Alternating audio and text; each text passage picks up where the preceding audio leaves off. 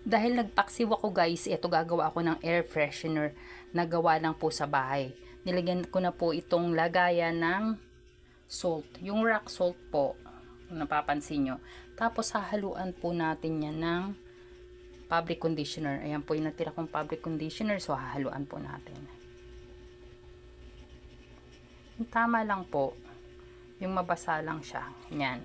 Tapos hahaluan din po natin ng dishwashing. Ayan. Tama lang po.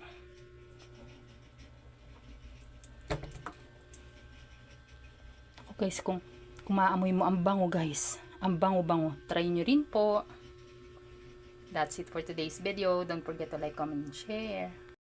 Ayan guys, nag-add pa ako ng oregano. Mula sa tanim ko po yan, 3 pirasong dahon. Nilagay ko po dun sa mixture ko na salt, dishwashing, and fabric conditioner.